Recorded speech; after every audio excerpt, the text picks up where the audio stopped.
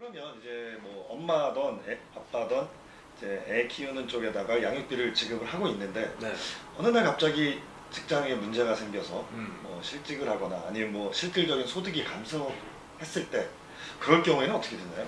그런 경우가 많이 발생하죠. 예를 들어서 뭐 이혼할 당시에는 이제 돈을 버는 남편이 뭐 대기업에 다녔다, 아니면 이제 수입이 굉장히 많았다. 그래서 뭐 한 명당 뭐 200만 원씩 책정해서 두 명이 400만 원이다. 네. 근데 본인의 수입이 1000만 원이다. 그러면 뭐 1000만 원 수입이면 400만 원 정도 줄 수 있잖아요.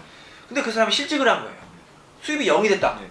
수입이 0이 됐는데 400만 원을 줄 수가 있을까요? 굉장히 어려운 일이잖아요. 뭐 현실적 불가능하고. 그럴 경우에는 양육비를 깎아달라고 양육비 감액 청구를 할 수가 있어요. 그래서 소명을 하는 거예요. 내가 이제 직장을 실직을 했다, 아니면 뭐 직장을 다니는데 그렇게 연봉이 높지가 않다. 그럴 경우에는 그런 사유를 소명을 하면 우리 법원에서 합당하다고 인정이 될 경우에는 양육비를 이제 장례적으로 뭐 400만 원 주는 거를 뭐 반 정도로 줄인다든지 그렇게 이제 감경 청구할 수가 있고, 반대로 이혼할 당시에는 실직이거나 뭐 수입이 많지 않았는데 갑자기 뭐 수입이 늘어났다, 아니면 뭐 로또에 당첨돼 가지고 뭐 큰 임대 수익이 생겼다. 그럴 경우에는 양육비를 늘려달라고 청구할 수가 있겠죠. 그래서 사정 변경에 따라서 양육비는 늘려달라고 증액 청구를 할 수가 있고, 아니면 깎아달라고 감경 청구를 할 수도 있습니다. 이런 경우는 어떨까요? 예를 들어서 양육비를 정상적으로 지급을 하고 있는데 네. 상대방이 그 돈을 뭐 애들을 양육하는 데 쓰는 게 아니라 본인의 이득을 위해서 쓰고 있다라는 경우에는 어떻게 될까요? 많은 이제 양육비를 좀 뭐 남편이 주로 이제 주니까 남편들이 걱정하는 게 뭐냐면, 자녀를 위해서 온전히 쓰면 내가 정말 얼마나도 지급을 하겠다. 근데 뭐 예를 들어서 뭐 200만 원, 300만 원 주는데 그게 다 자녀로 가는 게 아니라 전 아내, 어떻게 사이가 다 나빠졌잖아요. 전 아내가 뭐 호화 사치를 하거나 뭐 자기가 노는 데 쓴다. 그 걱정돼서 못 주겠다고 이제 걱정하시는 분이 많아요. 실제로 뭐 아내가 그 비용을 다 양육비로 쓰지 않고 본인 개인을 위해서 쓰면 문제가 될 수가 있겠죠. 근데 법원에서는 사실 그거를 면밀히 다 그걸 볼 수가 없어요. 그렇기 때문에 그냥 믿고 주는 거죠. 그래서 믿고 아내가 뭐 엄마가 자녀를 위해서 쓰겠거니 생각해서 믿고 주는데, 근데 실제로 뭐 나중에 진짜 보니까 그 비용을 실제로 양육비로 다 쓰지 않는다. 그럴 경우에는 아까 말한 대로 양육비를 깎거나, 아니면 뭐 아예 그런 친권자 양육권자 변경 신청을 할 수가 있어요. 그것도 이제 말씀 나온 김에 이제 설명드리면, 친권과 양육권은 계속 영원히 가는 게 아니라 변경이 가능합니다. 예를 들어서 엄마가 자녀를 키우고 있었는데 엄마가 자녀에 대해서 양육이 소홀하거나 자녀에게 어떤 좋지 않은 영향을 미칠 경우에는 아빠한테 양육권을 변경할 수도 있고, 반대로 아빠가 이제 친권자 양육권자가 됐는데 뭐 재혼을 했는데 새어머니가 뭐 자녀를 구박한다. 그럴 경우에는 이제 엄마가 다시 자녀를 데려올 수가 있거든요. 그럴 경우에는 자녀가 어느 정도 성장했기 때문에 자녀의 의사도 확인하고 여러 가지 사정을 고려해서 친권자 양육권자 변경 신청도 가능합니다. 예를 들어서 이런 경우는 어떨까요? 서로 부부 남편 아내가 서로 아이를 키우겠다. 예를 들어서 뭐 아이가 뭐 좀 비약적이긴 하지만 2명이면 뭐 각자 1명씩 키우자. 이런 식으로 감정 대립으로 좀 번질 수도 있을 것 같은데 그런 경우는 어떨까요? 그 외국에서는 이제 자녀를 서로 안 키운다고 이제 서로 싸우는 경우인데, 우리나라에서는 자녀를 서로 키운다고 주장하는 경우가 많아요. 자, 그럴 경우는 법원도 상당히 애매하죠. 무조건 여자 편을 들어줄 수도 없고, 그렇다고 또 무조건 아빠 편 들어줄 수도 없고, 그래서 과연 누가 자녀에 대한 양육권자, 더 나아가 친권자까지 될 것이냐.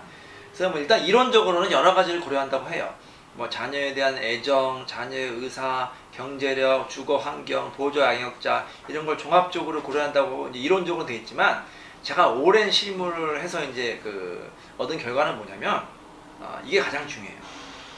그동안 이제 이혼을 결심하고 별거를 하고 이혼 재판하면 그동안 뭐 1년, 2년, 3년 오래 걸렸을 거 아닙니까? 그동안 아이를 누가 데리고 있었느냐. 그게 가장 중요하더라고요.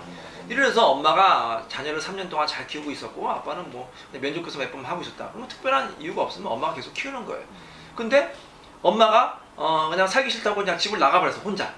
그래서 아빠가 뭐 한 1년, 2년 동안 아이를 잘 데리고 키우고 있었다. 그렇게 아빠가 양육권자가 되는 게 맞잖아요. 그래서 그동안 이혼 재판 당시에 아니면 이혼 재판 할 때 아이를 누가 잘 키우고 있었느냐, 데리고 있었느냐가 가장 중요하고요.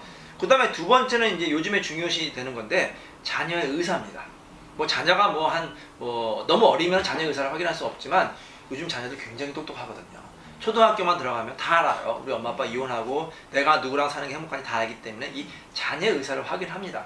예전에는 자녀 의사 확인하는 것을 좀 조심스러워 했는데 자녀에게 혹시 상처를 주지 않을까, 그렇지 않고 요즘엔 자녀들이 워낙 똑똑하고 성숙했기 때문에 이 자녀의 의사를 물어보는 게 필요하고, 또 앞으로도 그렇게 이제 개정이 된다고 해요. 반드시 자녀의 친권, 양육권 문제 아니면 자녀와 관련되는 문제 같은 경우에는 자녀의 의사를 확인하라. 이게 이제 지침이기 때문에 자녀가 어느 정도 의사 표현을 할 나이 같은 경우는 자녀 의사도 굉장히 중요하다고 볼 수가 있습니다.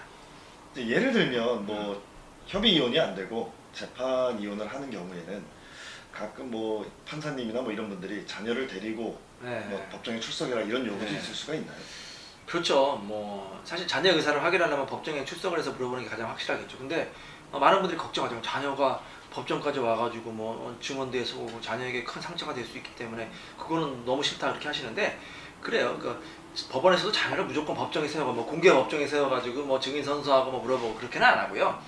꼭 필요할 경우에는 이런 방법이 있어요. 이제 법원에는 이제 가정법원에 가사 조사관이라고 이제 계시거든요.